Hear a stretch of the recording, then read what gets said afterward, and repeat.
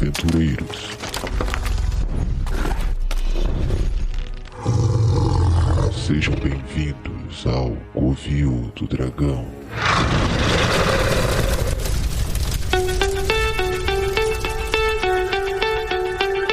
Alô, aventureiros! Bem-vindos ao Covil do Dragão. Aqui é Rodrigo Góes, o Dragão Branco. Tudo que eu aprendi sobre The Game Designer foi com GURPS. Comigo aqui, meu querido amigo Ed Nascimento. Saudações, invasores de Covil! Aqui é Ed Nascimento, o famigerado Dragão Negro.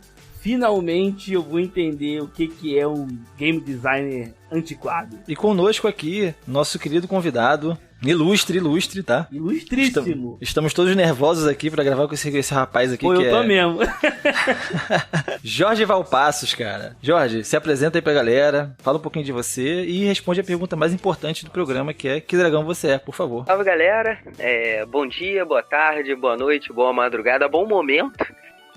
Aqui é o Jorge Valpassos, eu sou um escritor de brinquedos de jogar história, faço parte de um coletivo chamado Lampião Game Studio. Atualmente ele é composto por 7 brincantes, 7 escritores que amam se jogar, em jogar histórias. Acho que eu vou falar um pouco mais sobre mim durante o nosso papo, sobre nós, sobre o que é estar em jogo, o que é criar, jogar, sobre o dragão que eu sou. Eu quero agora também, já que a gente está numa abordagem mais descontraída, um pouco mais leve, eu vou surpreender. Eu sou o Dragonzord, cara, com a flautinha e tudo, lá do Ranger Verde. Por favor, Ricardo. Ricardo. A flautinha do Dragonzord. Por favor. Caraca, ótimo, cara. Melhor dragão. Não, realmente, eu acho que até agora foi o dragão que mais me surpreendeu, hein? O Dragonzord, caraca, muito bom. Ricardo, vamos lá, solta a vinheta aí pra gente, por favor.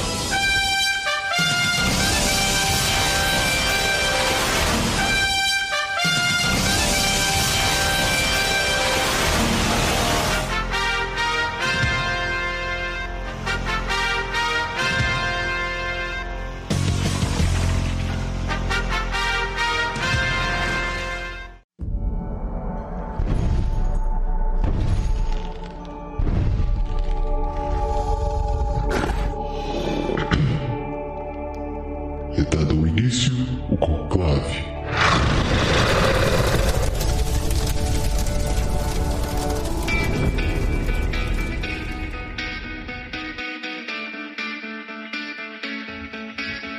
Então, galera, vamos lá.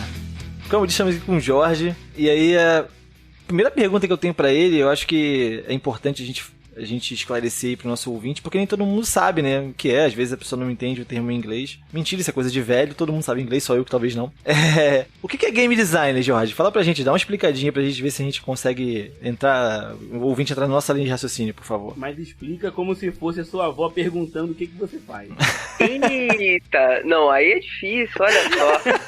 Não, primeiro que vocês já me quebram, que eu acho que, sei lá, 0,3% das pessoas me chamam por Jorge, Valpassos pra lá, Valpes, Valpa, Jorge. Então, vamos com Jorge, que às vezes eu esqueço meu próprio nome. Jorge, eu fico, caraca, estão chamando... sou eu. Eu vou ser sincero, eu sempre falo sobre você como Valpassos, né? Até porque foca. Só que assim, estamos aqui, né, como tu falou, num momento descontraído, eu não sabia o que você preferia, então preferi falar Jorge pra... É só falta do costume de ouvir o primeiro nome. Assim, na minha cabeça, quando começa a me chamar pelo nome é para dar bronca, né, cara? Caraca, Jorge.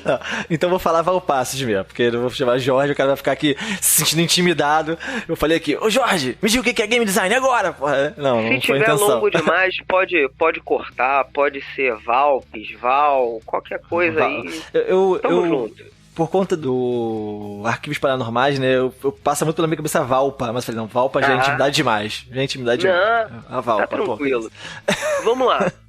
Respondendo de uma forma objetiva, né, quem tá aqui no Covil do Dragão tem que saber que aqui tem informação. Então vamos lá.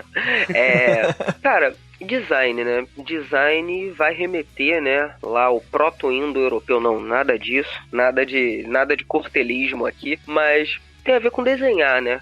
Tem ali uma questão meio que de cognato, né? Design, desenhar. E quando a gente fala em desenhar, a gente está falando em projetar, a gente está falando em construir, edificar. Então, game design tem a ver com desenhar jogos, desenhar, criar experiências específicas sobre uma ação da ludicidade humana que é circunscrita na experiência jogo. Esse termo, né, tá em inglês porque grande parte, né, da tradição da criação de jogos de uma forma mais estruturada dialoga uma tradição que vem do desenho industrial, né, do design, que vai estar dialogando também com engenharia e arquitetura especificamente. Então a gente vai ver projetos em torno de arquitetura e design industrial. Não é à toa que grande parte das faculdades, né, vão ter esse diálogo, né, do desenho industrial, do design, da arquitetura, estando ali próximos, e o game design tem a ver um pouco com isso. E aí, para os seus pontos positivos e para os seus pontos nem tão positivos assim. Por que eu digo isso? Porque a gente está já em uma discussão sobre os jogos como uma área do conhecimento e da expressão humana que é autônoma a uma leitura, né, do design diretamente relacionado a essa tradição que eu coloquei, e também a expressão dos jogos mais do que enquanto produtos, né? É importante a gente contextualizar.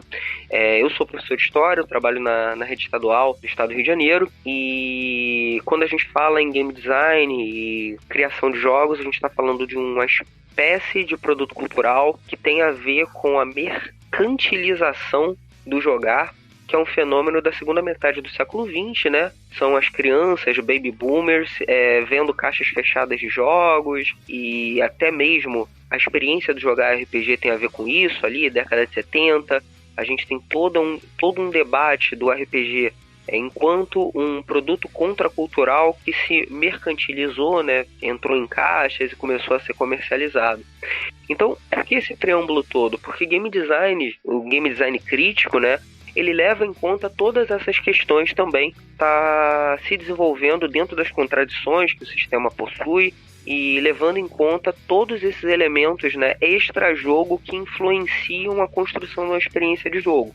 Então, de uma forma super sucinta, o game design é uma área do conhecimento humano que trata sobre projetos, criação, a execução e a publicação de jogos. E aí é importante, né, a gente estar localizando que o game design ele não é algo neutro, ele tem a ver com o que a gente pensa, o que a gente acredita, na sociedade que a gente vive, no local do mundo que a gente está, com quais culturas a gente está dialogando, qual é o nosso tipo de projeto, assim como qualquer área do conhecimento humano. Então, tem a ver com criação de jogos.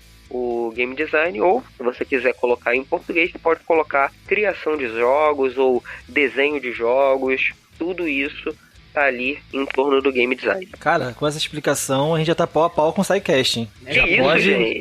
A gente já pode chamar o pessoal do SciCast aqui pra comentar essa explicação, achei maravilhosa, cara. O cara não nega que é professor, né? Sim, pô, tá de parabéns. Nunca imaginei que fosse uma resposta tão completa, né, Ed? Pô, vou te falar, envolve mais coisa do que eu imaginava. Show de bola, né? Eu não imaginava que, assim, tem tantas variáveis na hora de você criar um jogo. Tanta coisa, assim, pra poder pensar a respeito. É o famoso, é mais difícil do que parece. É um clássico, né, cara? A gente que, tipo, usufrui muito de uma coisa acaba achando que só porque a gente consome que a gente tem automaticamente uma habilidade pra fazer aquilo, mas nem sempre é, né? Um exemplo foi agora, o cara deu uma aula pra gente, literalmente. Show de bola, papo reto. Mais uma dúvida aqui, como que você começou? Qual foi o start que você parou e vou criar jogos, vou fazer jogos? Não foi na festa da escola onde tudo começou, eu não olhei pra ela e ela não me olhou. E se você entendeu essa referência, cara ouvinte, é hora de fazer aquele exame, né? Caso você seja uma ouvinte, né? Aquele exame de mama, coisa importante. Se você é um ouvinte, é o momento do exame de próstata. Se você entendeu essa referência, você também tem cabelos brancos, como eu. E vamos nessa. Naquele lugar, naquele local, era lindo o seu olhar. Olha, como que tudo começou? Seguinte, gente, eu acredito, e aí acredito mesmo, né? Não tem exatamente uma evidência, mas tem a ver com a postura ideológica, que todos nós somos criadores de jogos, né? A gente vai se especializando, adquirindo mais repertório, buscando mais cursos e publicando. Mas eu acredito que quando a gente cria uma regra da casa, particulariza algum tipo de desafio na nossa aventura de RPG, quando a gente cria mesmo uma aventura, a gente manipula, mesmo que de uma forma muito incipiente, fundamentos do game design, ainda que seja de uma forma tangencial. Mas por que eu estou dizendo isso? Primeiro, para a gente afastar um pouco a figura do gênio, né? De, nossa, a pessoa está na frente do seu tempo e tal. Acho que isso é bastante ruim. Isso gera mais afastamento do que adesão ao design crítico, ao debate, né? Sobre a construção de experiências em jogo. Mas se a gente avançar um pouco mais, né? Como que eu comecei a lidar com game design, não foi criando os meus próprios jogos.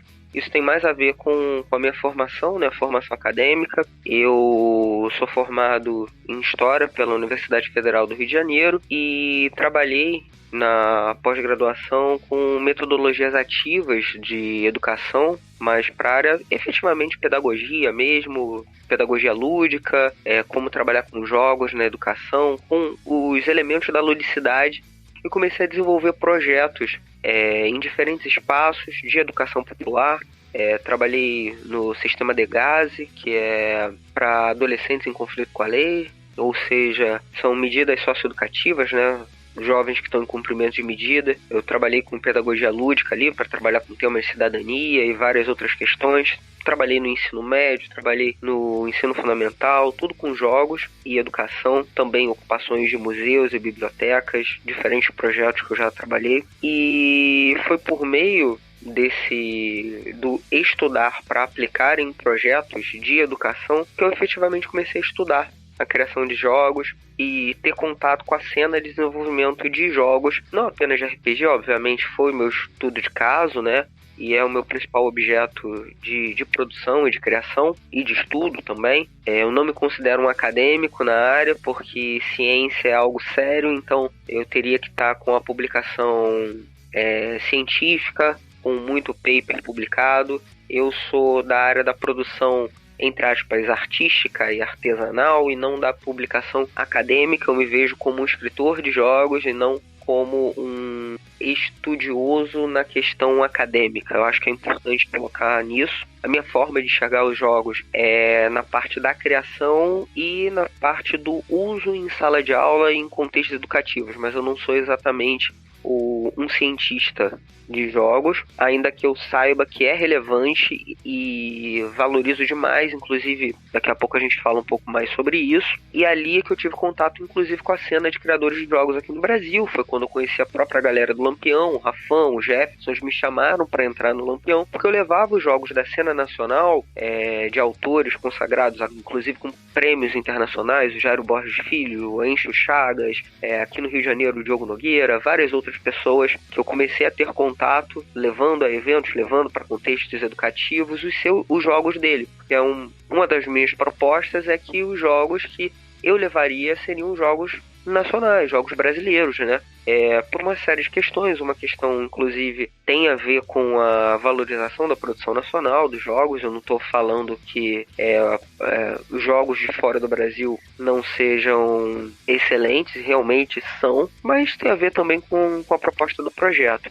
E ali, tendo contato com a cena nacional, com os estudos sobre game design, eu comecei a esboçar alguns projetos, e aí quando eu fui chamado para fazer parte do Lampião, comecei a publicar também. Foi literalmente há 10 anos atrás, né, a minha entrada ao Lampião, no ano de 2014, e desde então continuei a comecei a publicar e a desenvolver os jogos dentro do coletivo. E foi assim que eu comecei. É uma coisa curiosa, porque eu defendo que todo mundo tem a possibilidade e o direito de começar a se pensar como um criador de jogos desde o teu primeiro hack, do teu sisteminha próprio, mas o meu caminho foi um caminho acadêmico, né? Foi pelo estudo e depois que eu comecei a me ver como um criador de jogos. É uma coisa um tanto curiosa, mas tô seguindo até agora. Acaba sendo o inverso do que a maioria das pessoas, né? Geralmente o cara joga RPG, no caso do Ednei, por exemplo. O professor, ele tentava levar o jogo pra dentro da sala de aula. Uhum. No seu caso foi meio que ao contrário, né? Você tentou usar os jogos para favorecer as suas aulas, né? Vamos dizer assim. Uhum. E para ensinar de forma mais lúdica, e aí acabou entrando no mundo de desenvolver. Legal. Eu não imaginava de verdade que eu teria livros publicados, tipo, fazer alguma coisa, jogando com os amigos. Comecei a jogar desde a infância, jogava RPG, infância, adolescência e tal, mas talvez por eu ser um metódico, né, eu não me sentia capaz, eu sentia que eu não tinha ferramenta efetivamente para desenvolver um projeto, publicar jogos. E aí veio a questão de eu adquirir esse repertório, mas eu quero deixar muito claro que esse foi um caminho que eu segui, e assim como há outros caminhos, esse caminho que eu segui tem prós e tem contras, né? Eu acho que é muito importante a gente deixar claro aqui, porque eu acredito que vai ter muita gente que vai estar ouvindo que vai querer criar os jogos e, eu vou precisar fazer tantos cursos e, concluir um mestrado e tal. Não, eu acho que nesse ponto aí é super legal dizer que a criação de jogos, escrever um livro de RPG é uma expressão cultural. Então, é importante sim que você tenha conhecimentos da área, né? Tenha um certo domínio técnico, mas você não precisa ter a carteirinha do game designer, da seita, do culto game designer, que só os iniciados podem entrar para você fazer o seu jogo. Não é por aí. Já ia perguntar como é que consegui a minha. Cara, assim, me surpreendeu, sinceramente. Eu já imaginava que teria sido um início meio que como a maioria, né? Tipo, eu jogava RPG, virei professor, vou enfiar isso nas minhas aulas, tá ligado? E de repente deu vontade, mas é legal. Então, Valpa, já que estamos aqui na intimidade. Valpa, você... Cara, tu tem ideias muito boas, assim.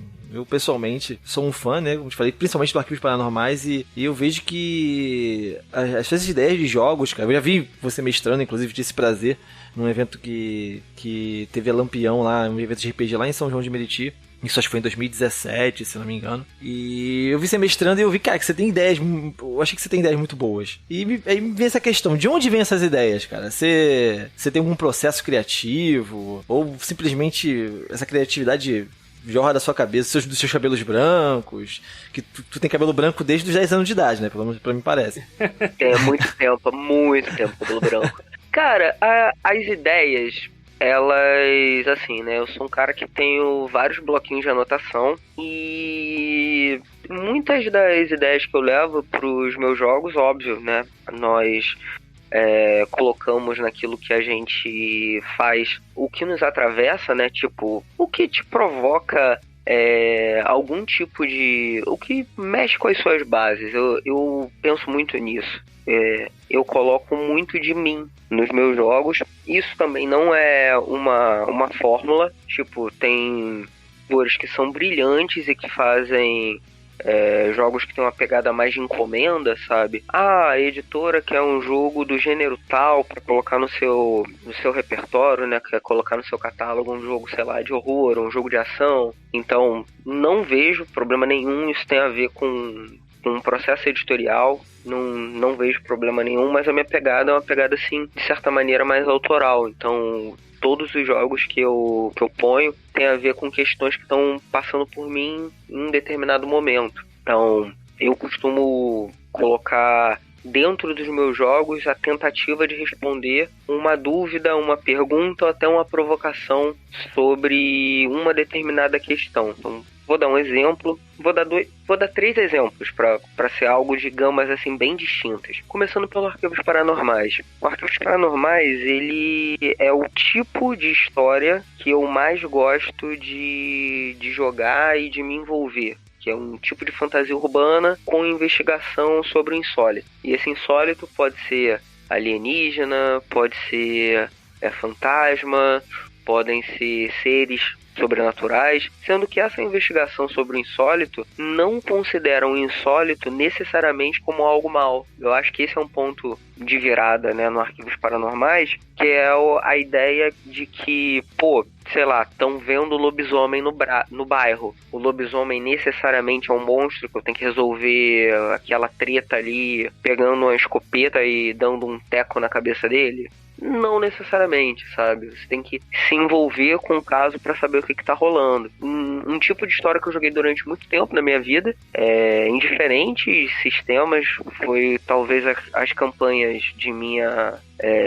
adolescência que eu mais curtia. Eu jogava GURP, jogava Era do Caos, jogava diferentes sistemas, mas sempre tinha essa pegada, né? Ter tipo uma agência e tal. E eu gostava muito de assistir também seriados, né? Millennium, Arquivo X e tal. Ler quadrinho, que tinha essa estrutura também. Lá Hellboy, né? Tem uma agência que vai lidar com essas tretas e tal. Curtia demais. Tem uma animação japonesa que é uma referência perdida de Arquivos Paranormais que pouca gente conhece, lá dos anos 2000, chamado Witch Hunter Robin, que é maravilhoso, pra mim um dos melhores animes de todos os tempos, mas é meio lado B total, pessoas conhecem. Mas também tem essa ideia, né? Existe uma organização, uma espécie de agência para lidar com essas coisas sobrenaturais que estão rolando. E aí o Arquivos Paranormais tem isso, né? Que eu cresci, né? E agora tá na hora de eu criar o jogo do gênero, do tipo de história que eu mais curto. E uma das pegadas que eu quis colocar no Arquivos Paranormais é que isso aqui é um seriado que tá rolando, sabe? Então você pode ter um episódio piloto e ser cancelado a série. Não tem exatamente pontos de saúde ou pontos de vida. Você tem ali um protagonismo, um tempo de tela que você tem por episódio, coisas nesse sentido. Então eu coloquei uma experiência que é uma experiência espetacular, né? Um tipo de jogo. Infelizmente é um jogo que tá bem jogado, o pessoal curte bastante. Uma outra experiência que não tem nada a ver com Arquivos Paranormais, tem a ver com a minha relação com crianças, né? Eu sou professor e eu escrevi o Magos Lacunares da Torre Púrpura com a Priscila, que ela também é professora, também é lá do Lampião, ela é professora de língua portuguesa, e tem um comportamento que é um comportamento muito complicado quando você vai jogar com miúdos, né, 6, 7 anos. Caramba, pequenininho. Tá descrevendo uma cena, você tá ali começando a narrar, e chega a criança e ela corta, e ela começa a inventar em cima. Por exemplo, e começou a chover, aí a criança chega e fala assim, mas aí parou de chover e agora a água tá sendo de baixo pra cima, a chuva cai e volta. E aí você não pode fazer isso, criança. Você não pode virar e tá, sei lá, negando algo que tá acontecendo. Ainda não é, entre aspas, a sua vez. Isso eu tô descrevendo ainda o que tá acontecendo. E no Magos Lacunares a gente criou a dinâmica do jogo que a criança ela pode cortar. Quem tá jogando, ela tem mecânicas pra tá cortando o que quem tá narrando, né, o narrador, o mestre do jogo, a mestra, tá falando, e ela tem uma mecânica que ela pode fazer exatamente isso. Não, tá começando a chover ao contrário, porque eu acabei de conjurar aqui o antifluxo que negou o que estava sendo descrito inicialmente. Então são questões que tem a ver com a prática, né, com o jogo acontecendo. Legal. Deve ser chato ficar cortando a criança toda hora falando, você não pode, não tá na sua hora e tal. Não, pode sim. Só que você tem que rolar um dado aí pra ver se isso acontece. Vamos lá, vamos ver se é isso que tá acontecendo. E é isso, o Magos Lacunares da Torre Púrpura serve pra tá gamificando, ludificando essa experiência de jogar com criança. E o terceiro caso, né, como são exemplos, né, diferentes, mas que tem a ver de onde vem essas ideias, tem a ver com a experiência que foi uma experiência horrível. Eu leciono aqui na Zona Norte do Rio de Janeiro, pegando o Complexo do Alemão, né, o Morro da Baiana, e pegando uma parte do Complexo da Maré.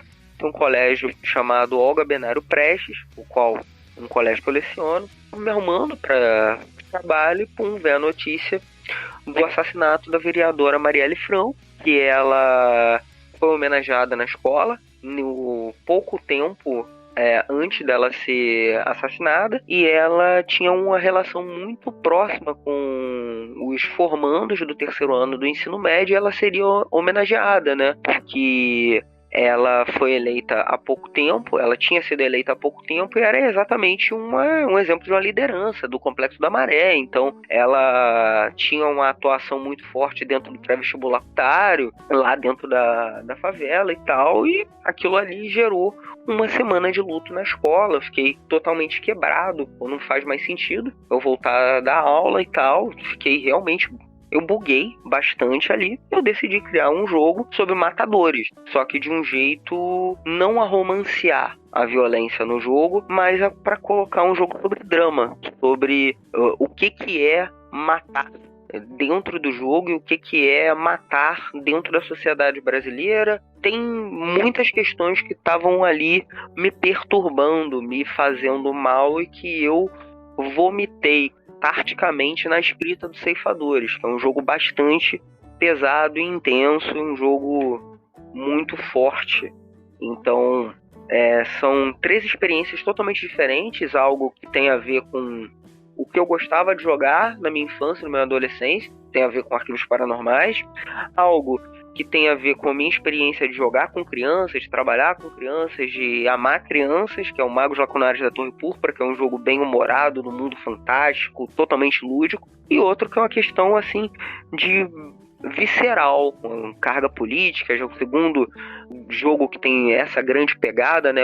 3 jogos que são muito de questão sociais, né? Que é o Herdeiros Antigos, os Ceifadores e o Del Loyal. São 3 jogos que têm uma pegada bem política e do design crítico, né? Que eu estava falando, do game design crítico, né? Da criação de jogos com a criticidade sobre o nosso contexto social. Então são 3 meio que expressões diferentes das minhas criações, mas vem daí, vem das minhas vivências, né? Tem um termo que eu costumo usar, que vem de uma autora, que é uma das autoras que eu mais curto, que é a Conceição Evaristo. Ela tem um conceito de escrevivência, né? Que é a escrita imiscuída à vida. Ela escreve a própria vida e tem uma confusão no sentido propositivo de fundir e estar junto. Daí o confusão. E aí eu trago para a ludovivência. O que eu jogo sou eu que estou em jogo. Enquanto eu crio os meus jogos, eu proponho que você se jogue comigo enquanto você lê e joga os meus jogos. Então tem essas questões. Então eu me coloco em jogo.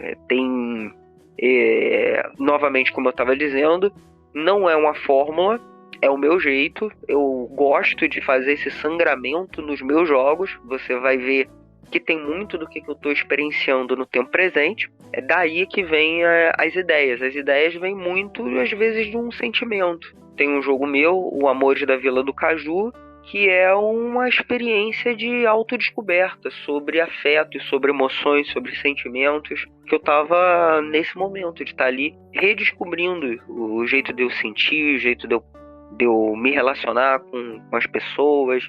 E eu quis criar um jogo sobre isso. Fazendo um paralelo, acho que tem a ver, às vezes, com composição musical.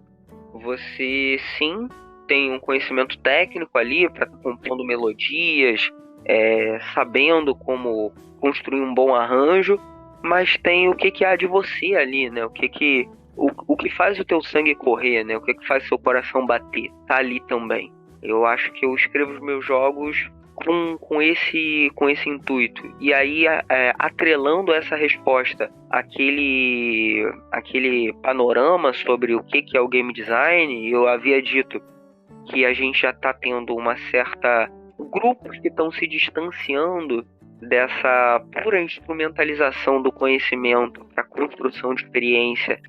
Estão averiguando a criação de jogos também enquanto uma expressão artística, uma expressão cultural, e aí eu acho que isso é positivo, é algo que agrega. Eu me filio a essa escola, que vejo o construir jogos como uma possibilidade de eu não apenas me expressar, mas de uma forma que eu considero muito bonita e muito positiva pra gente se conhecer quanto ser humano, né? Esse ser biopsicossocial, porque a escrita de um jogo de RPG, ela é uma grande aposta e um ato de confiança. Que eu tô escrevendo algo que é projetado para ser incompleto, que vai ser completado por pessoas que eu não conheço, mas que de alguma forma vão estar dialogando comigo quando levam para a mesa uma proposta construída por mim. Então sempre é um jogo coletivo. Mesmo que você jogue solo, uma aventura solo, você está se relacionando com a proposta de outra pessoa. Um jogo de RPG, eu acho que ele é uma expressão do que é essa coletividade bonita que faz a espécie humana ser tão única, né? E tão distinta. É isso. Assim, eu percebi que sua forma de criar tem um quê de arte, no sentido de evocar emoções, assim, como se trata de jogos, além da diversão, sabe? Além do sentimento de estar ali se divertindo, que tem uma coisa a mais. Mas Eu acho legal esse ponto, eu acho que esse é um ponto muito bacana, porque assim, eu não acho nem um pouco menor a gente jogar pra se divertir, de verdade. Sobretudo no mundo que a gente vive, sei lá, com tantas pressões sociais e boleto vem, e tá complicado pegar ali e me divertir. Só que se a gente consegue ficar na frente de uma tela para assistir uma série, ou a gente vai no cinema ou vai no teatro e consegue mobilizar várias emoções, eu consigo me emocionar vendo um drama, sentir medo num filme de terror, ler algo que é mais intimista, poesia ou na literatura, eu também posso encontrar isso em jogos. E eu acho que não é que a diversão venha depois ou que ela seja menor, mas uma das possibilidades de você estar ali pelo entretenimento. Pode haver outras, e eu faço também para dar risada e só para fruição, mas acho que há outros caminhos também, outras paletas. Não é que tenha uma que é melhor do que a outra, mas eu achei legal isso que você trouxe, porque às vezes a gente acha que o jogo é simplesmente para dar risada. Também mas não é apenas. E é legal trazer isso pro podcast, é bacana. Assim, eu acho que eu vou te fazer uma pergunta que é até um pouco difícil, mas como você traz muito de você pro jogo, você não acha que, de certa forma, a sua responsabilidade como produtor daquilo ali não aumenta demais? Isso não te causa uma pressão? Sem dúvida, porque quando eu me entrego em um livro que eu escrevo, eu convido quem vai jogar, ou simplesmente quem tá lendo, de se entregar também. E esse processo, né, de sangramento, de você estar voluntariamente se abrindo, né, é um processo muito delicado. Primeiro que você tem que ter uma cautela, né, uma série de procedimentos de segurança, né, ou como é dito em arquivos paranormais, os protocolos de segurança que tem que ser seguidos.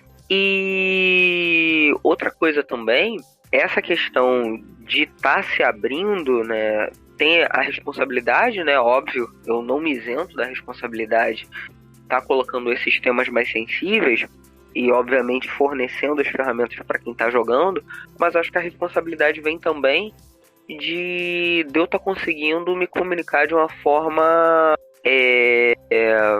a dar pouca margem de distorção, porque uma vez que são temas delicados, por exemplo, no caso dos ceifadores, né, que fala sobre matadores, né, de aluguel, assassinos treinados, claro que de uma forma crítica, mas a chance disso ser torcido e virar uma ode ao justiciamento ou às execuções sumárias e tal é muito fácil. Então, preciso tirar toda a margem para aquilo ser torcido, né? Então, tem uma responsabilidade bem grande. Acho que isso foi bem... É complexo, né? É difícil, mas tá perfeita essa questão.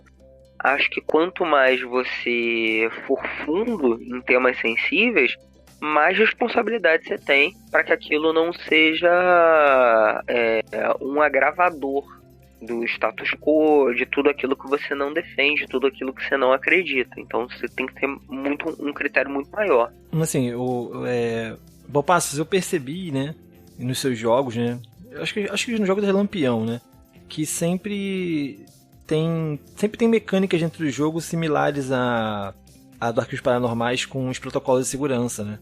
A gente percebe que você realmente tem essa preocupação, né, de estar todo mundo confortável dentro do jogo. E aí dá pra ver que a ideia de aplicar essas regras é intencional. Só que além disso, eu consigo perceber que vocês sempre têm algumas mecânicas muito únicas, sabe? Como o protagonismo, ou a gente vê naquele sistema do Diego Bernardo, o Neo Galuni, que tem aquele método do dinheiro é crédito, né, na verdade. Isso. Que não tem uma... Tipo, é uma mecânica bem diferente do que a gente encontra nos RPGs comuns. Aí minha dúvida isso também vocês fazem de forma intencional ou acaba sendo assim meio que natural? Tipo, vocês vão desenvolvendo e de repente sai daquele jeito, ou vocês pensam, não, vamos tentar criar uma mecânica única aqui pra dar aquela diferenciada dos outros RPGs? Eu acho que tem dois caminhos, né? Como que a gente trabalha lá no Lampião? Como é um coletivo, existem os criadores, né? A pessoa que está desenvolvendo, que abre, né, os textos e o processo, né, dos demais. Então a gente tem alguns leitores no primeiro círculo, né, quem é que está ali acompanhando e está criticando e está às vezes pedindo para que seja refraseado ou que seja retrabalhado, isso aqui não está claro e tal. E a gente tem alguns membros que costumam ficar mais distantes para, na hora de ter um teste, ter uma visão meio que não sei sobre o que é, então vamos ver isso aqui acontecendo. Nesses processos, muitas vezes a gente já tem alguns feedbacks que já falam assim, pô, seria interessante ter isso aqui, e aí já entra uma mecânica que fica mais única. Outras vezes isso já vem do esqueleto, né? Já vem do texto original. Mais uma coisa que aí você já até antecipou, que a gente busca mesmo que haja uma semelhança temática com outros jogos, como nós somos um estúdio de criação de jogos, a gente tenta colocar uma assinatura diferente. Tipo, a gente não quer inventar a roda, e pelo contrário, eu acho que isso também é um senso comum. Nossa, você tem que criar tudo novo. Na verdade, muito do que a gente cria vem de referências, né? A gente não cria no éter, mas a gente busca ter uma assinatura, ter algum tipo de mecânica inovadora, algum tipo de distinção no sentido positivo, não é fazer o novo só pelo fazer o novo. Então a gente busca sim, tá ali criando algo que nos nossos papos a gente tem uma fala que é muito bacana, que se esse jogo fala sobre um tema que esse tema ele já foi tratado por alguma outra mídia ou por algum outro jogo, por que esse jogo precisa ser ele merece ser publicado?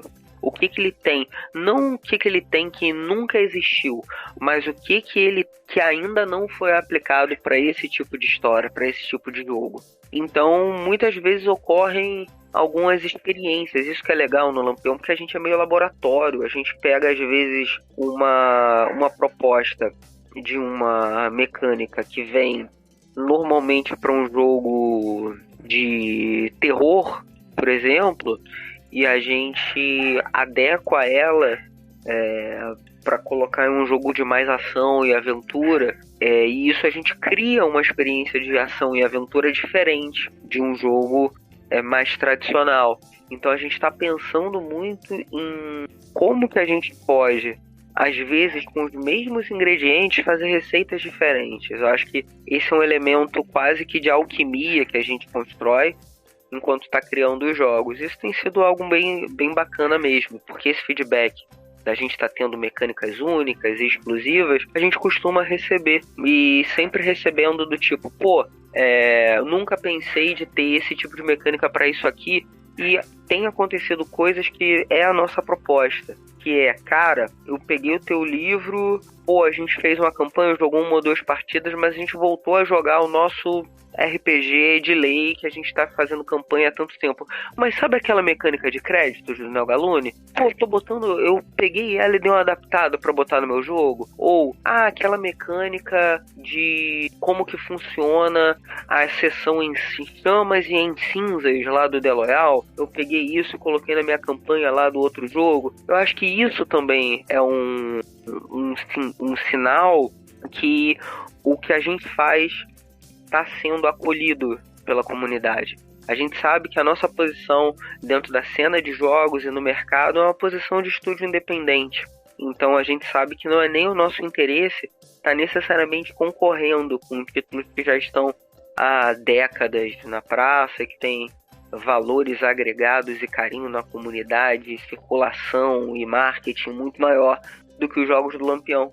Mas quando a gente vê, primeiro, que uma pessoa investe tempo, pelo menos, para nos ouvir, e depois joga e adquire um livro e começa a jogar e ainda pega uma determinada mecânica, uma proposta e leva para sua campanha, mesmo sendo de outro sistema, isso já é recompensador. Que é muito difícil, né, da gente estar ali mexendo em algo que a gente está acostumado, está confortável, e a barreira de entrada às vezes é um tanto grande. Então é parte da nossa não querer que outras expressões de jogos acabem, mas que eu seja mais um, que eu também esteja, que eu também faça parte do repertório. Tem sido bom isso. Entendi. Interessante. E cara, acho que eu vou te fazer o tipo de pergunta que eu acredito que devem te fazer bastante, mas é sempre bom, né, abordar o óbvio.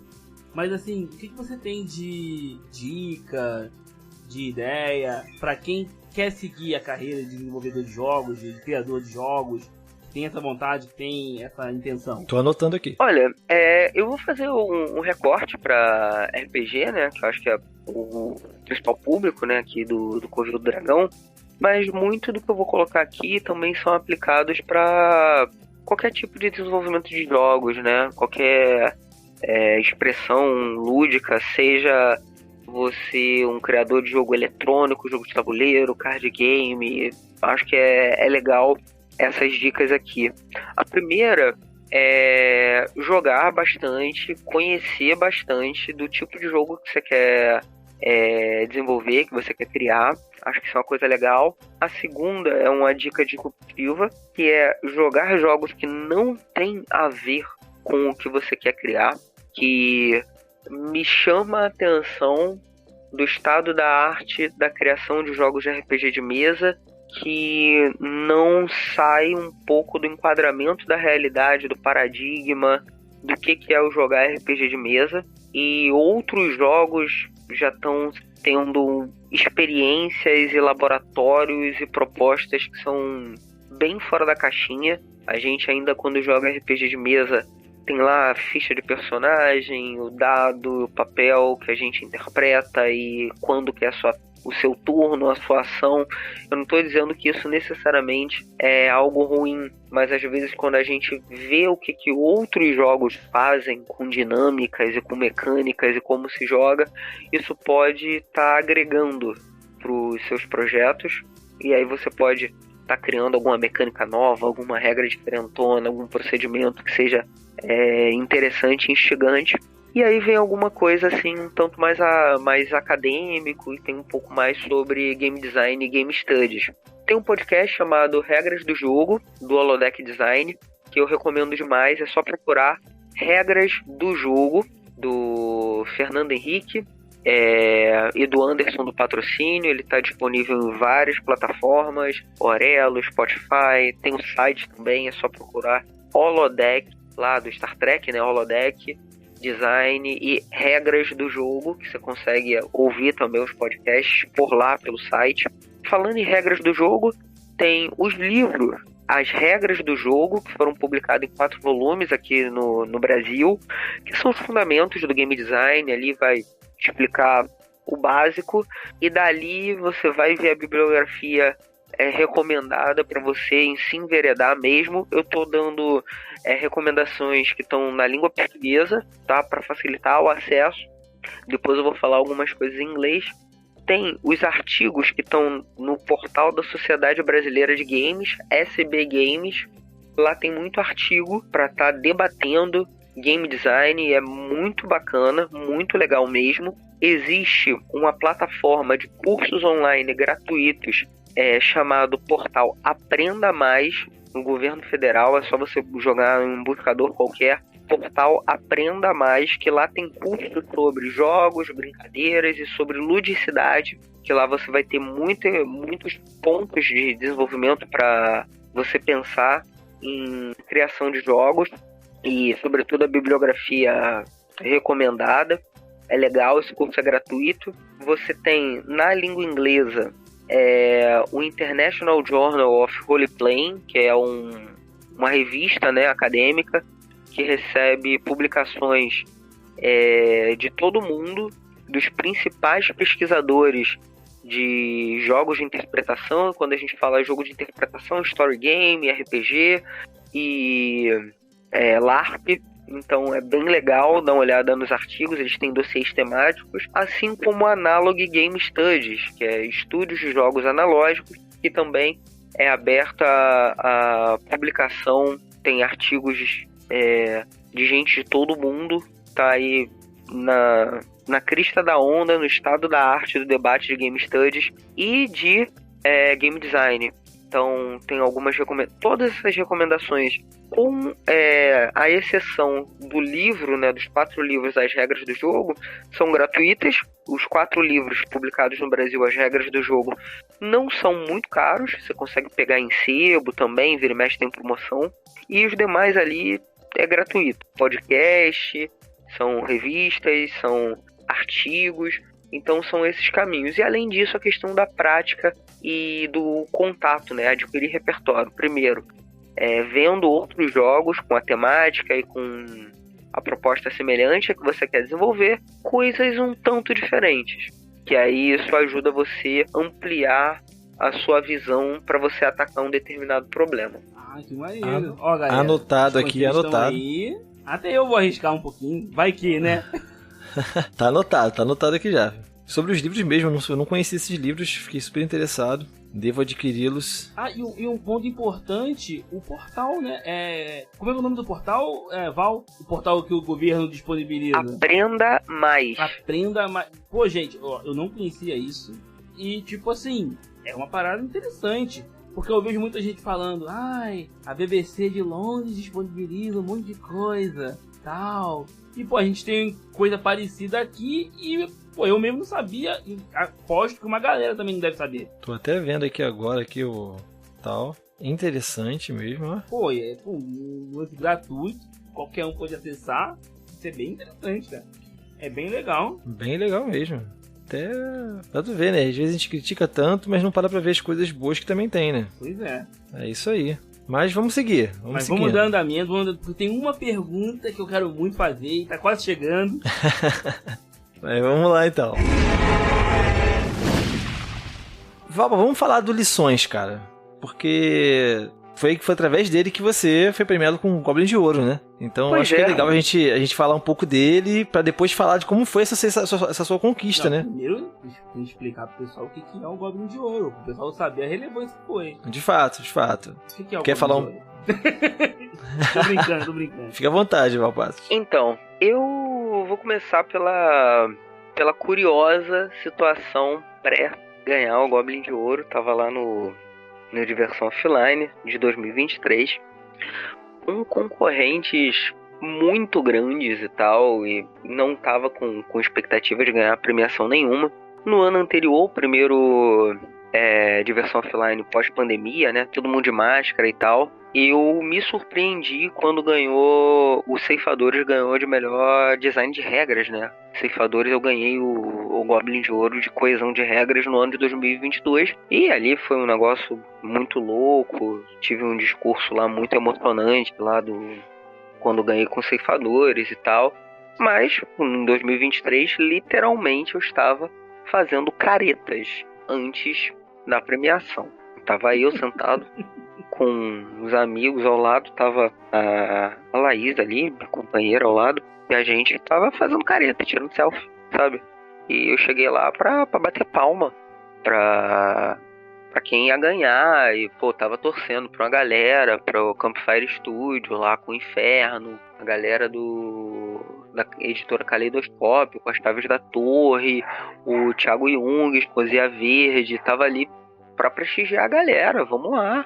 Cheguei lá, aí começa a ter a premiação, aí o Lindorf, né, ele chegou lá e falou, coesão de regras, lições. Eu olhei lá pro meu nome e tinha um projetor, né, um telão, e vi a capa do livro. Cara, imagina a tua cara na hora, mano.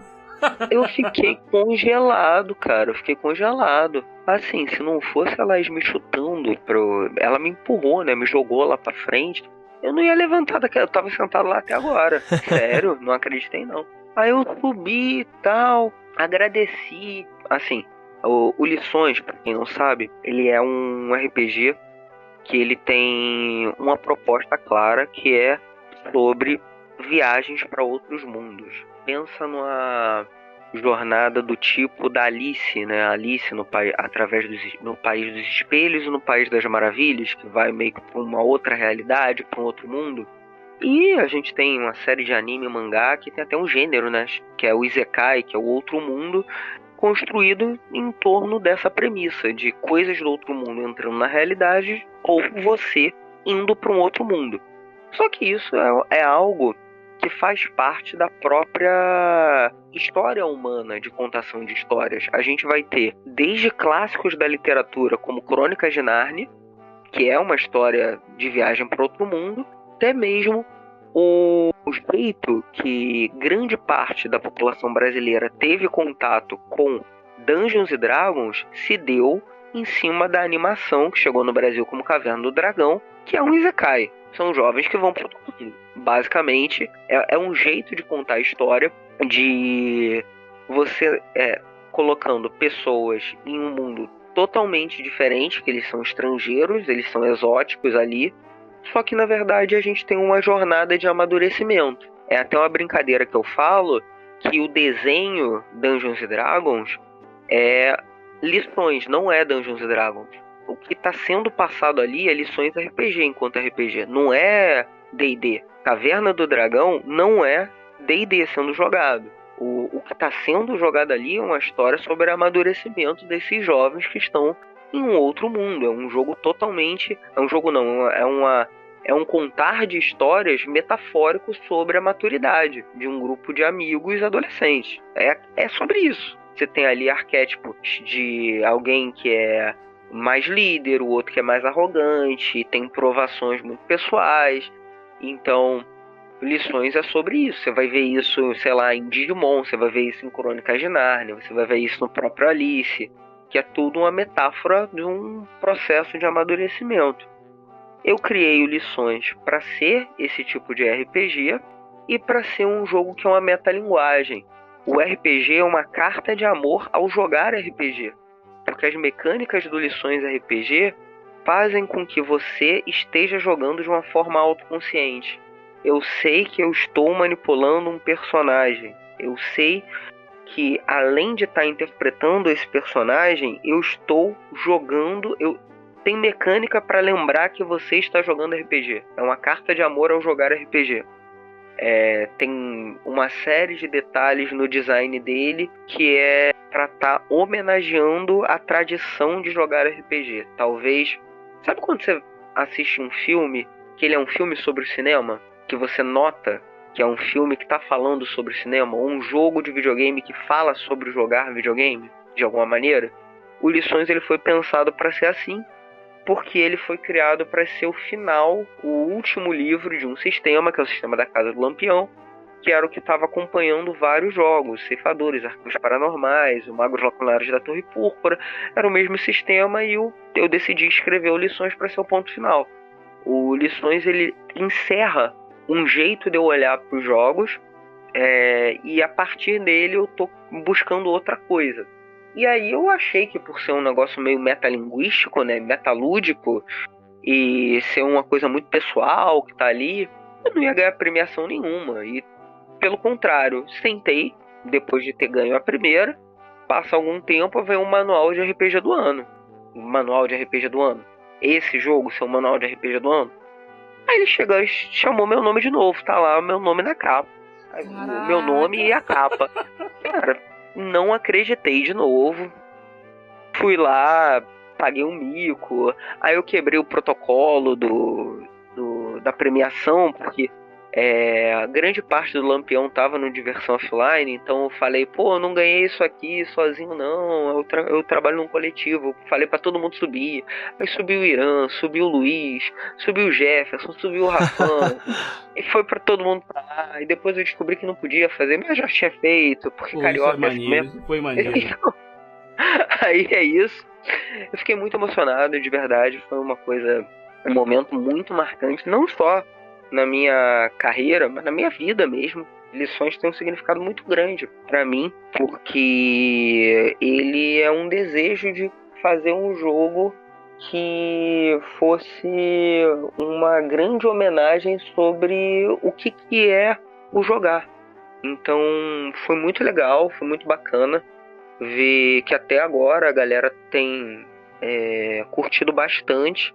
Eu recebo praticamente toda semana mensagem, elogio, pessoal tendo campanha do Lições e criando material e trocando. Então tá sendo muito legal esse retorno, né? Porque assim, é um pouco delicado esse mundo de rede social, que vez por outra as pessoas são um pouco agressivas e tem alguns comentários que me colocam muito pra baixo. Muitas situações já tem pessoas que, sei lá, não é que tem uma crítica construtiva, chegam detonando mesmo e falando mal. Então até fecho algumas mensagens de rede social. A galera às vezes não tem pudor mesmo e sai detonando, mas felizmente com Lições tenho tido um retorno muito positivo.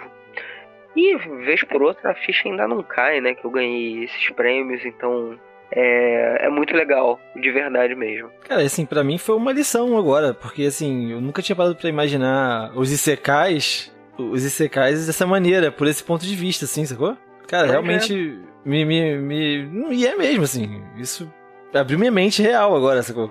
Você dando essa explicação, assim, nunca tinha visto por esse lado. Genial mesmo. Cara, assim, é muito legal quando a gente é reconhecido por uma parada que a gente fez, né, cara? Assim, eu imagino a felicidade. E o Lições, ele me possibilitou uma coisa, assim, que é uma tangente, mas é uma tangente, é um assunto... Tangente não, é um assunto paralelo, mas que ele é muito, muito legal. Eu escrevia literatura antes de escrever RPG. Isso é um detalhe, né? Uma coisa muito... parênteses, né? Eu escrevia contos, noveletas, novela, romance e poesia antes de escrever RPG e durante a escrita de RPG. E o Lições, ele me propiciou, uma vez que ele tem um lançamento transmediático, tem o RPG e ele tem um romance infanto-juvenil. Esse romance infanto-juvenil, que é o Rubre Roxo, ele foi indicado ao Prêmio Jabuti e ele se classificou para estar entre os finalistas e tal. Então, ele realizou um outro sonho e tal, de ter um reconhecimento literário e tal, que eu não tive, porque é um projeto, né? O Lições é um projeto que tem um escopo, né, de produção literária e de RPG de mesa. Então, a produção literária, que tem os mesmos protagonistas que estão na capa do RPG, eles estão ali em uma história, me abriu algumas portas de feiras literárias, sarau, e uma série de situações de contato com pessoas que eu sou fã, que eu comecei a dividir esses espaços também. Então é uma realização também, né, que o Lições me proporcionou, de estar dando um passo a mais nessa outra carreira também, que é ali na escrita. Então tá sendo bem, bem positivo isso. Ah, legal, show de bola. Pô, cara, assim, achei muito foda essa parte da sua trajetória, assim. E é legal ver que o pessoal tá testando coisa nova, sabe? Querendo ver coisa nova. Porque Isso é muito bom mesmo. muita gente, sabe, joga os mesmos jogos há muito tempo, é muito fã, mas não experimenta coisa nova e tem coisa nova legal, sabe? Tem muita porta de entrada para jogador novato, que é uma coisa que não importa o hobby. É o jogador novato que faz o hobby crescer, que mantém o hobby vivo. Tem que ter gente nova jogando. É bem maneiro, pô, ver game assim, ganhando prêmio, tendo oportunidade. Pô, isso é muito foda. Uma coisa real, né? Isso que você tá falando de jogadores novos, por exemplo. Nós aqui, todos nós somos anciões do RPG, né? A gente joga RPG aí há muitos anos, mas eu percebo jogadores novos terem a concepção, os jogadores que são pós-licença aberta do D20, né? Terem uma concepção de que o RPG não é original, né? Porque tem muitas sequências similares a D&D, e aí eu já ouvi jogadores assim mais novos que a gente falar assim, não, mas no RPG originalidade e raridade. E é um bagulho que não era pra ser, sabe? Eu fico meio assim. E a Lampião é verdadeiro um exemplo, assim, ao meu ver, os jogos de vocês são um exemplo de originalidade, sabe? Você olha e você identifica uma coisa assim, você consegue sentir que é único quando você joga. Por isso eu acho super legal, cara. Super legal mesmo. Cara, uma coisa que eu acho legal, eu posso até falando besteira. Pô, não sou game design nada. Mas, cara, eu acho muito legal como os jogos têm pegadas diferentes, mas são jogos, sabe? Porque tem vezes que, assim, muita gente produz uma coisa tão profunda que o jogo fica em segundo plano. Uhum. Eu não sei se tá fazendo sentido o que eu tô falando. Tá sim.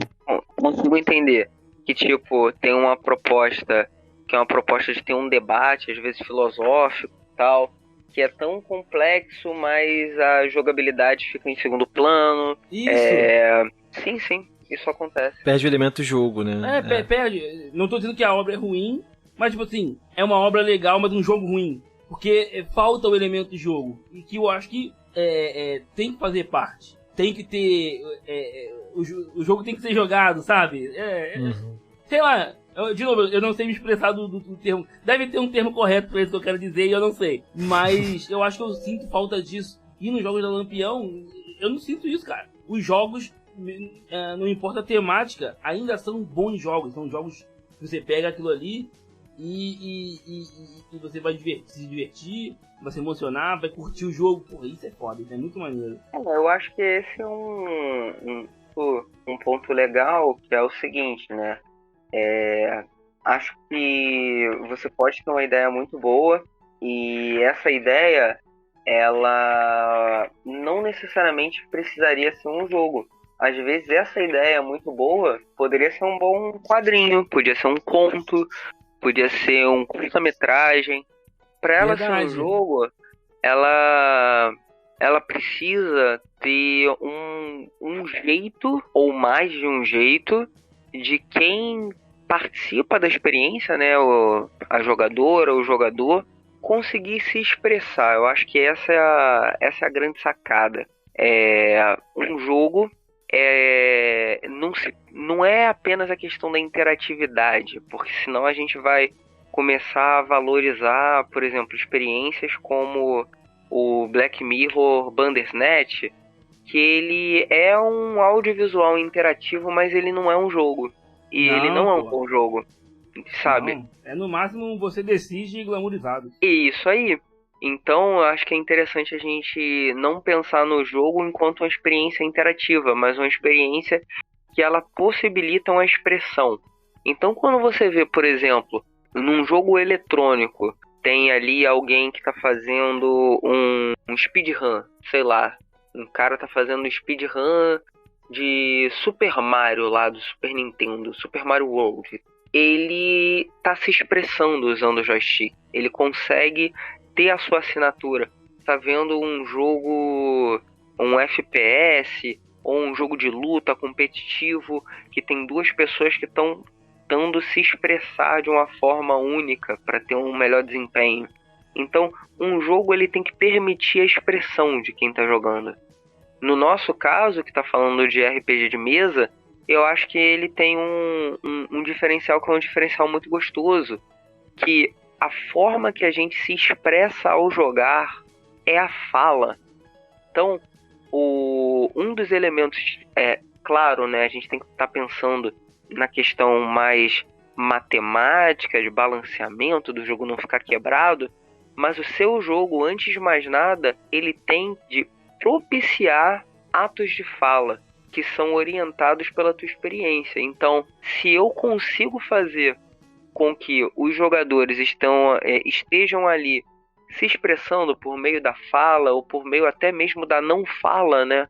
Porque quando você propicia um silêncio que ele é parametrizado ali por mecânicas e por regras, eu também estou modulando a expressão pela não expressão, né? Tipo, é uma boa e velha situação de medo, de tô com quase perdendo o personagem, então eu tô criando esse ato ali com essa situação de uma decisão difícil, se não acontece alguma coisa ruim pro meu personagem, então eu tenho que pensar de uma forma mais cautelosa.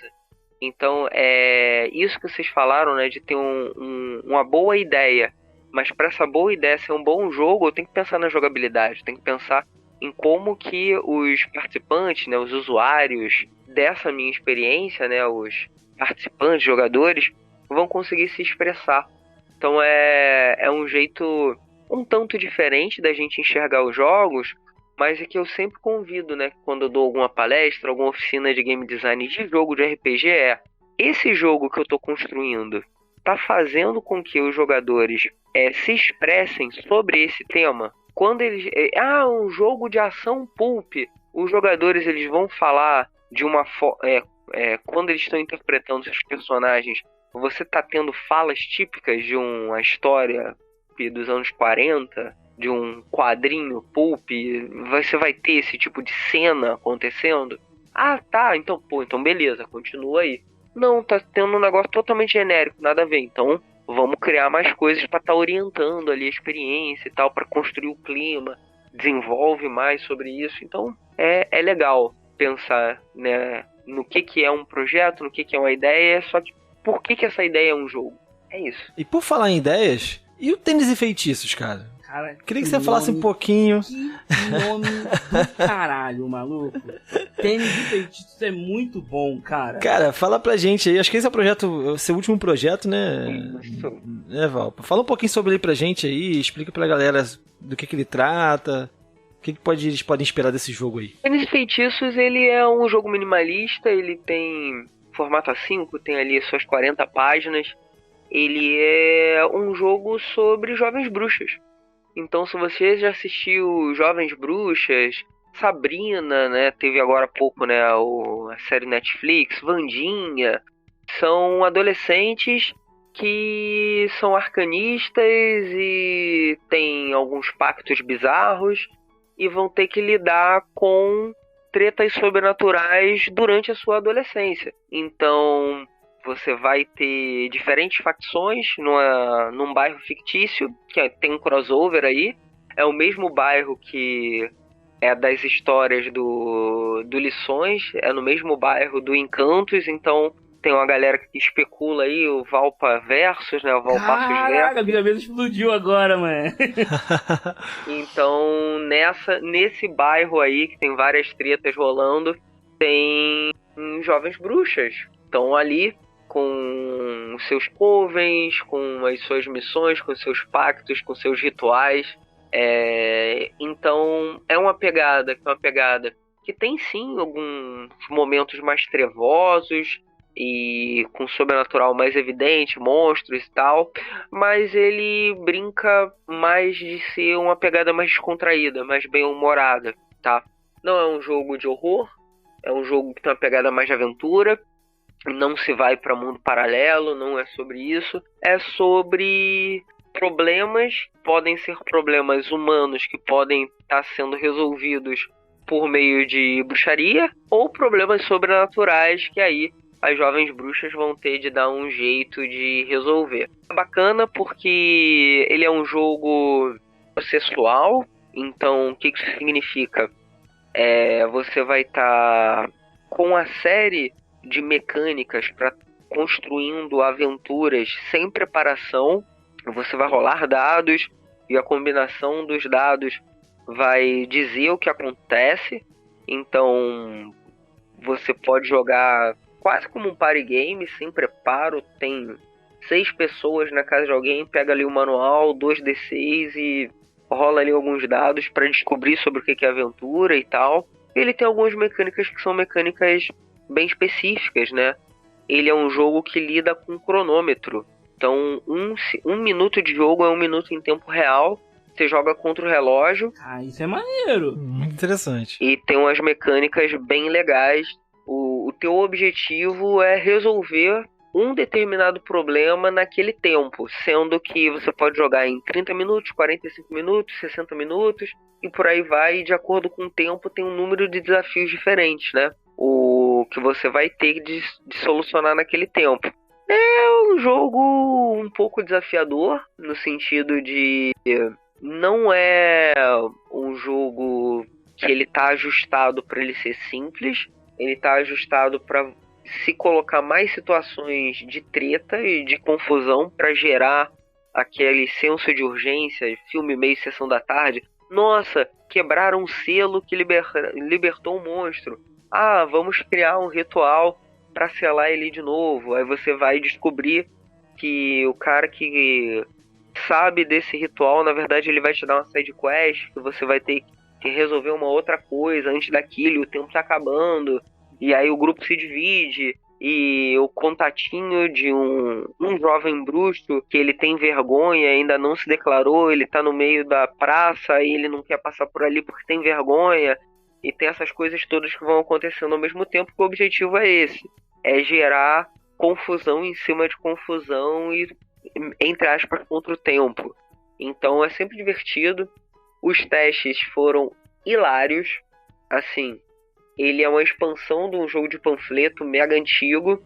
Eu criei esse jogo de panfleto lá para 2016, por aí, vai fazer quase 10 anos, já tem uns 8 anos. Então eu expandi, revisitei as regras, melhorei as regras, revisei. Era um panfleto, agora tem 40 páginas, então ele realmente está expandido. E a gente terminou agora há pouco, né? O lançamento, não tem financiamento coletivo, foi um lançamento direto. O pessoal curtiu muito, já está se divertindo, já estou tendo alguns retornos, tem poucos retornos porque foi lançado há um mês, mas já a leitura está sendo bem divertida. É um projeto bem legal. Cara, eu já me amarrei na mecânica do tempo contado. Já tô imaginando 24 minutos. Já bota o Backjawr, porque, né? Direitos autorais. E faz uma aventura e resolver o caso em 24 minutos, cara. Ia ser muito foda. Ó, realmente. Já tá me dando ideias aqui. Val, a gente tem um problema nesse podcast. E o Rodrigo, sabiamente, nomeou esse problema como promessas malucas. Que se demora e vira até um quadro fixo, cara. Porque vez ou outra, eu faço muito isso. Eu prometo alguma coisa, só que eu esqueço que tá gravando. E aí quando for ver, passa na edição direto e vai embora. E assim, a gente tem um quadro no podcast, não é o promessa maluca. A gente tem um quadro que é o Tesouro do Dragão. Que a proposta é trazer um jogo, falar sobre ele, fazer uma one shot com um jogador só, né? Ter a minha sessão de jogo, aí a sessão é sonorizada. Pô, aí o Ricardo manda super bem a edição. O episódio 4, que é o one shot, ele é super bem sonorizado, o Ricardo dá um show.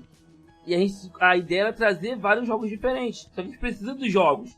E a galera não traz jogo, cara. No último episódio da temporada passada, a gente convocou, pô galera, você tá fazendo um jogo, traz pra gente fazer o teste aqui, pra trazer pro Tesouro do Dragão, pra galera testar. Você topa fazer uma promessa maluca comigo? E trazer algum jogo pro Tesouro do Dragão? Acho que rola, hein? Acho que rola sim, vamos combinar e vai ser bacana. Topo, vai ser legal. Pô, depois vou até pedir pro Rodrigo te mandar os links dos episódios que são o Tesouro do Dragão, pra você ver como é que é a pegada dos episódios. Eu acho que tu vai gostar. Foi mal, eu me empolgo e saí da pauta total, desculpa. O Ed é conhecido como Hype Man, então não se assuste. Sem problema. E acabou que eu não fiz a pergunta que eu queria. Cara, como você ensina RPG pra criança? Então, acho que a criança ela já tem uma... Eu não vou dizer programação, mas ela já é bem mais afeita, né, a premissa básica, né, que é você se imaginar em um mundo de fantasia ou em um outro mundo que tem suas regras próprias e que você tá ali num faz de conta. Acho que essa é um jeito meio simples, né, de explicar o que é o RPG. É um faz de conta regrado, por assim dizer. E a criança, ela já tem um desprendimento que às vezes o adulto acha que é bobeira. Eu tô aqui sendo um personagem numa fantasia ou numa ficção científica, isso é uma coisa boba. Não, para criança isso é uma coisa muito natural. Então você começa jogando no campo dela, sabe? Você começa perguntando quais as histórias, os personagens que a criança gosta. E aí você começa a construir analogias, né? Ah, você gosta, sei lá, de assistir um desenho animado? Ah, gosto sim. Ah, o que você gosta? Aí chega a criança e fala: ah, eu gosto de Demon Slayer, né? Que é meio que famoso lá no Netflix e tal. Pô, você gosta de Demon Slayer? Imagina só, você jogar ali com um personagem que tem uma espada e consegue dar esses golpes. Pô, deve ser legal e tal. Então vamos fazer assim. Imagina você um caçador de monstros, né? Um caçador de demônio. Só que esse demônio ele é muito grande. Ele tem assim umas patas enormes e assim, tipo uma aranha gigante. E ele assim cospe teia. Poxa, o que você tentaria fazer para vencer ali esse monstro e tal? Aí a criança fala: ah, eu vou pegar então a minha espada e vou tentar cortar as pernas, essas patas, né, para ele cair no chão e tal. Vou cortar as pernas ali desse aracnídeo, monstro e tal, para ele cair. Depois que ele cair, eu vou tentar acertar a cabeça dele. Aí é que entra a questão. Olha, para você acertar a pata, tem que dar um número tal aqui nesse dado, hein? Será que você consegue? Mas você falou que tem uma espada. Poxa, essa espada é uma espada especial. Como é que é essa espada? Ah, essa espada ela tem uma lâmina de fogo. Ah, então significa que vai ser mais fácil para você acertar. Tem que tirar esse número aqui. Aí dá o dado para a mão da criança. Ó, você vai jogar, hein? Será que você acerta? Entendeu? Então, você tem um apelo mais lúdico. Acho que, sobretudo quando é criança pequena, tem que entrar na fantasia, mergulhar junto, sair do repertório dela. Se é uma criança um tanto mais velha, perguntar se ela já conhece RPG, porque hoje você, por meio de streaming, né, a galera tem tido muito contato com jogos de RPG, sejam os transmitidos, seja o que aparece no seriado, Stranger Things, por exemplo, mas tem vários outros lá. Quanto mais velha essa criança, né, chegando ali na pré-adolescência, na adolescência, você vai estruturando mais. Mas uma coisa importante, né, para os miúdos, a retenção da atenção dos mais jovens é muito menor. Então você vai jogando cenas. Você não vai jogar uma aventura de 2 horas, de 3 horas. E a gente, que é burro velho, pega e senta e joga e se diverte. Só que uma criança de 6, 7, minha experiência, já joguei RPG com criança de 4, 5 anos, você vai ter ali 15 minutos de atenção. Você vai ter 15 minutos de atenção. 15 minutos de atenção é uma cena. Aí depois você joga um pique-bandeira, um pique-pega. Depois você joga outra cena. Depois você levanta. Depois você joga um quebra-cabeça. Você joga o quebra-cabeça ou o jogo da memória para dentro do RPG. Ah, e agora para você abrir essa porta, tem que aqui fazer esse quebra-cabeça. Na verdade, o quebra-cabeça é a chave da porta. Ah, agora para você conseguir fugir do ataque do monstro, pô, a gente vai ter que dar um pique daqui até a árvore. Se você chegar depois de mim do pique daqui até a árvore, o monstro te pega.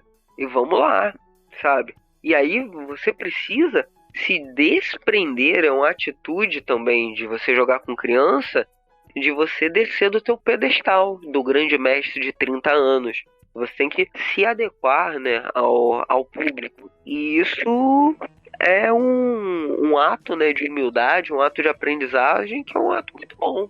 Muitas vezes você termina de narrar ali pequenas cenas de 15 minutos e que você vai concatenando e virando depois uma aventura completa, que isso daí que você narrou naqueles 15 minutos, você vai pegando o que você aprendeu quando você está mestrando com criança e vai levar para tua campanha. Que você narrava as cenas de ação, de combate, de investigação todas do mesmo jeito, e que a criança te tirou da tua zona de conforto, tirou do teu lugar comum, e você, caramba, aprendi isso aqui, vou levar para minha mesa. Então é muito bacana esse processo de jogar com criança. Sem contar que a criança não tem, não vou dizer vícios, mas ela é muito mais aberta a experimentar coisas que são muito diferentes. Tá algo muito ousado. E isso é legal. Cara, que dicas ótimas, assim. Porque eu tenho uma filha de 8 anos, né? E até hoje eu não consegui dar o primeiro passo pra iniciar ela no RPG, porque eu fico sempre assim, como abordar, né? Cara, eu nunca tinha parado pra analisar por esse lado, sabe? Tentar tornar... trazer coisas, né? Brincadeiras de fora do RPG pro RPG. Pra intercalar, né? Pra manter a atenção dela. Eu achei genial isso aí. Vou aplicar tudo. E funciona, Vou voltar da aula. É, isso aí. Mas vamos lá, Valpa, me diz o seguinte, cara. Depois de Tênis e Feitiços, tudo bem que acabou de sair, né? Mas nós somos ansiosos e nós queremos mais, cara. Nós queremos muito mais. Tem alguma coisa planejada, alguma coisa que esteja pra vir, alguma coisa que tá aí sendo idealizado, que você possa dizer alguma coisinha pra gente? Exclusividade aqui do Covil. Eu posso. É exclusividade pro Covil.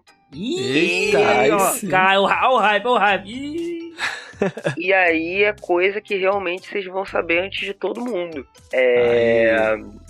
Vamos lá. Para esse ano, pela editora AVEC, a gente tem coisas interessantes, né? O Arquivos Paranormais, ele tá esgotado.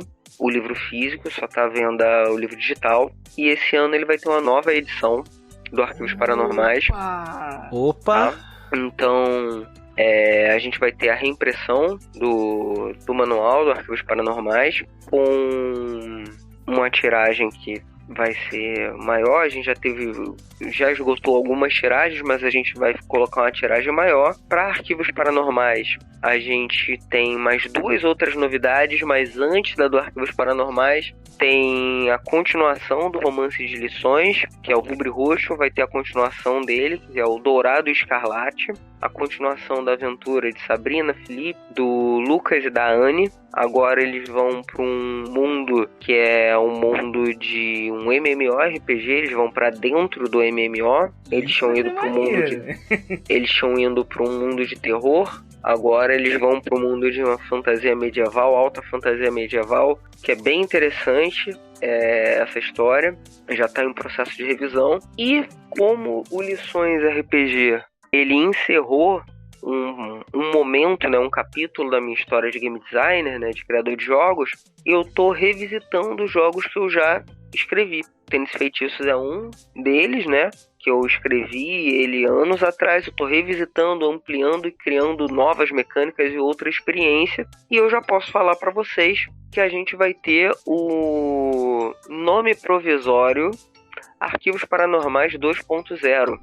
Mas vai ter um nome... Ih, cara.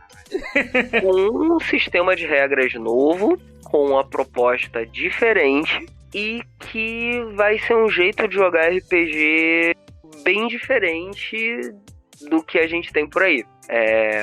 O Arquivos Paranormais, vai sair uma nova edição do primeiro manual e vai ter um manual do Arquivos Paranormais 2.0, que é um nome provisório, mas ainda não está fechado, porque eu estou desenvolvendo, eu estou escrevendo ele ainda, mas muito provável que o Arquivos Paranormais 2.0 será chamado de Arquivos Paranormais Mistério. Caralho. Take my money! Take my money! E como não acabou a novidade sobre Arquivos Paranormais, que em virtude, né, da produção de literatura, que pra quem já leu Arquivos Paranormais, tem uma série de contos, né, entre os capítulos que contam a história só de duas agências, né? São duas agências que estão sendo... Tem uma história que está atravessando o manual todo.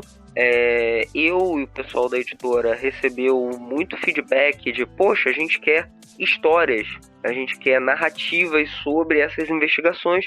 Então vai sair um livro, contos sobrenaturais, contos de investigação paranormal, que vai expandir o universo de Arquivos Paranormais, que você vai poder pegar as histórias e colocar como aventura de 3 agências diferentes, vão ter 3 agências completas, e você vai poder adaptar as histórias pro Arquivos Paranormais 1 e pro Arquivos Paranormais 2, que a gente vai ter ali as agências prontas e tal. Então vai ter muita novidade para Arquivos Paranormais, vai ter um jogo novo de Arquivos Paranormais com um sistema totalmente diferente, e vai ter um livro, né, de literatura com os contos paranormais pra estar acompanhando. Então a novidade é que você vai me falir, entendi. Essa é a novidade que você trouxe aí pra gente.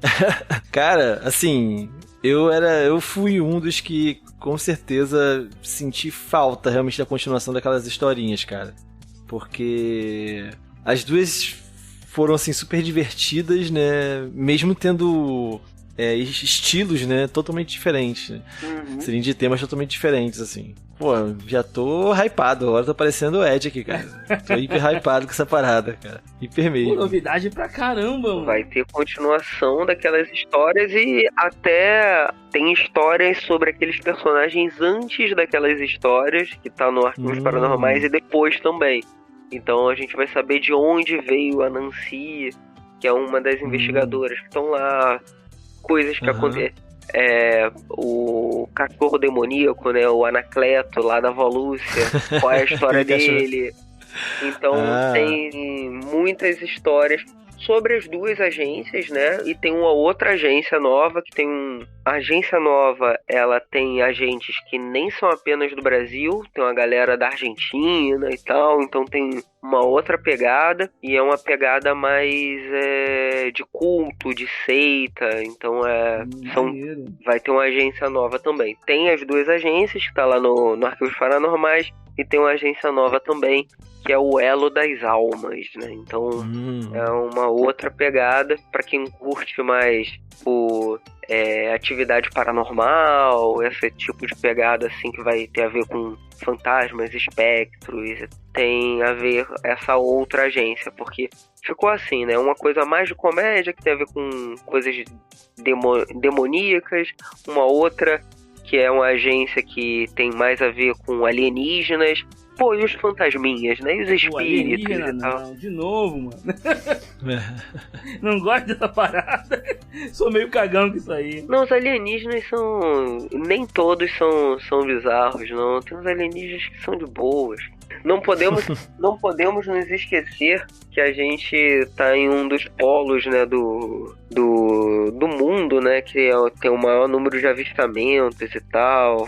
A gente tá no país da Operação Prato, né? Então tem muitas coisas aí para serem investigados.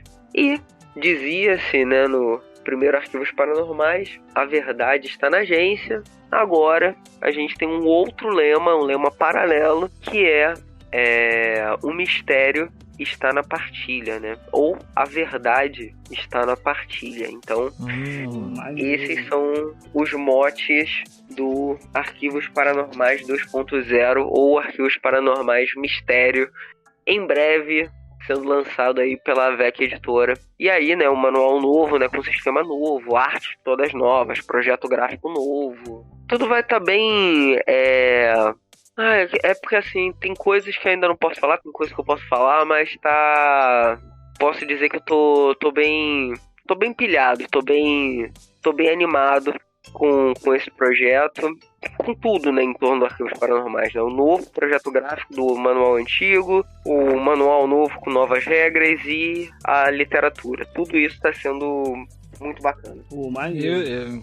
Eu tô super empolgado aqui também. Já tô como aqui? Tô esperando.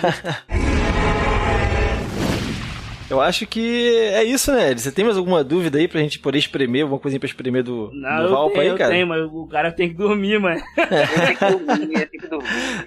Não, a última pergunta que tem que fazer pra ele é a seguinte, cara. Valpa, você tem 20 ou 60 anos, cara? Porque a sua idade é um mistério, cara. Porque a gente olha, você tem cabelo branco desde os 10 anos de idade. Aí você tem cara de novo e cabelo branco. A gente não sabe se é novo, se é velho. Parece que tem 15. Cara, olha.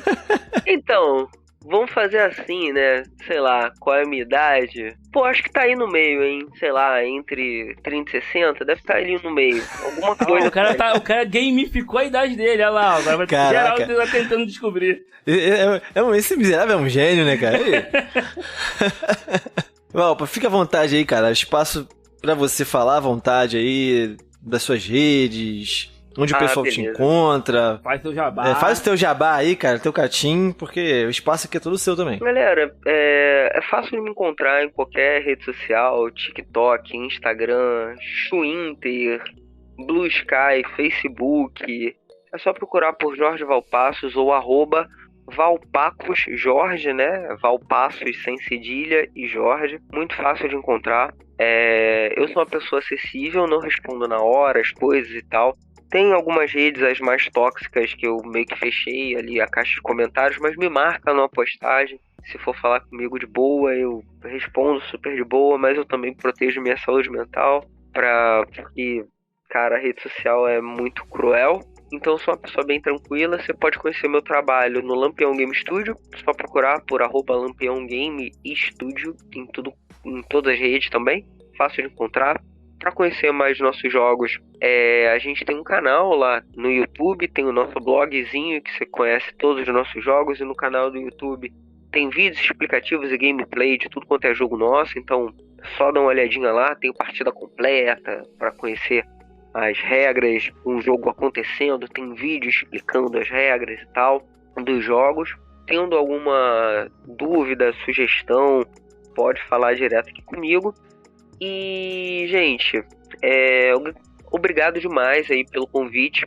Eu só queria terminar aqui essa fala só dando dois recadinhos assim, bem tranquilos, mas que eu considero super importante. Esse ano é um ano que, assim, vão rolar... A gente tá gravando 2024. Pra mim, datar não é problema nenhum, né? Eu sou historiador, então a gente tá gravando no primeiro semestre de 2024. E nesse ano a gente vai ter eleições municipais. Isso aqui não tem nada a ver com game design, mas acho que é importante, né? Que a gente dê uma olhadinha, porque a municipalidade é a coisa mais próxima, né, que a gente tem acesso, e direitos básicos, né, a questão da saúde, moradia, água, esgoto, tudo isso tá assim super próximo da gente, né, educação na rede municipal de ensino, né, de cada município que tá ouvindo. Então, tentar dar uma olhada na tua conjuntura municipal, ver as pautas que são relevantes, já dar uma buscada nos pré-candidatos, em quem vai se candidatar, porque é um pedaço, né, da nossa participação política, não é a única, mas a exercer a cidadania também tá acompanhando, não apenas no momento do voto, mas depois ali o vereador, o prefeito e tal. E o segundo ponto tem a ver com isso, né? A gente tá gravando ainda no verão, e eu gravo aqui na região sudeste e especificamente na periferia do Rio de Janeiro, e eu tenho contato com áreas que são áreas bem degradadas, né, que são vítimas aí do racismo ambiental, locais que não tem nenhuma política pública de saneamento básico e tal. Eu lecionei durante muito tempo da minha vida no CIEP Rainha Nizinga de Angola, ali em Acari, perto do Hospital Raul Gazola, em Acari, e no Colégio Estadual Acari, que fica perto da rua Embaú, que é caminho para Dutra, né? E são duas áreas que, ficaram mega alagadas. Tem mais ou menos um mês atrás, que teve um alagamento ali muito bizarro.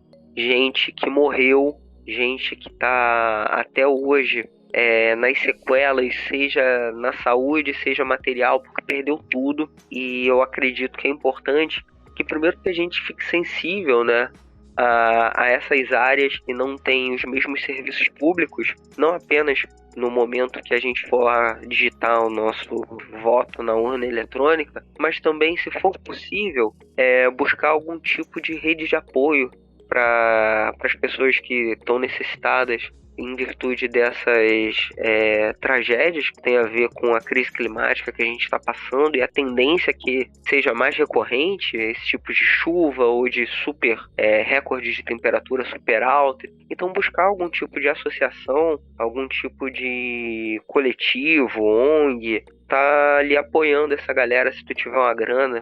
Com água, cara, água potável, é uma coisa que a galera perde, não tem acesso logo, água, roupa, comida, cesta básica. E aí, poderia fazer um proselitismo bizarro do tipo, compre aí os meus livros que eu vou fazer alguma doação.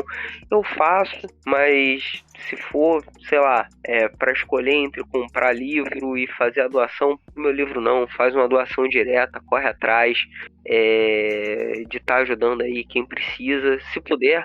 Óbvio, né, é minha vida também, o meu ganha-pão, mas se não tiver condição de estar apoiando um criador de jogos, mas se puder estar fazendo algo por quem está precisando, essa não é a solução é sistêmica, é estrutural, é efetivamente reduzindo a desigualdade social por meio do Estado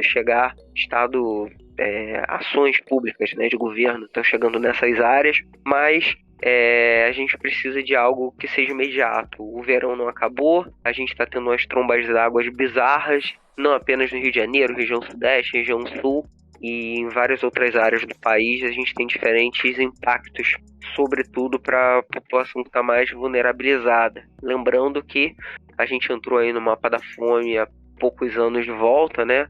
Então são 33,1 milhões de pessoas em situação de segurança alimentar. Então, mesmo que não esteja chovendo, existem várias iniciativas de doação de cesta básica, seja pela CUFA, seja por outras iniciativas organizadas, cozinhas solidárias.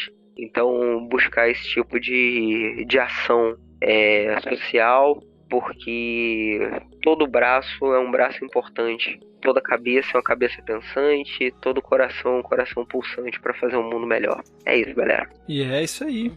Vamos ser o herói da vida real, se tiver a chance, por que não? Né? Se todo mundo fizesse um pouquinho, né, cara, eu acho que... Quem sabe é o famoso...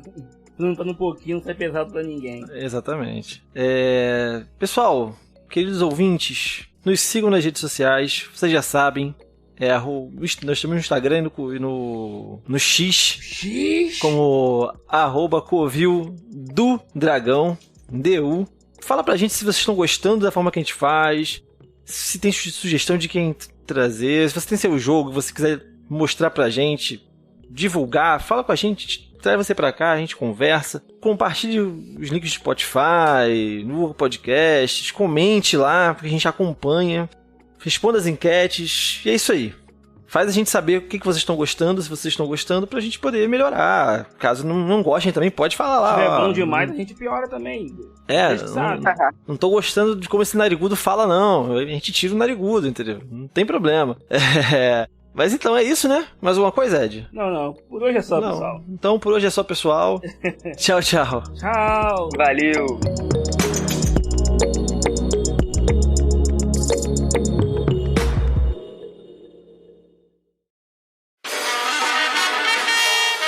Este podcast foi editado por Ricardo Silva.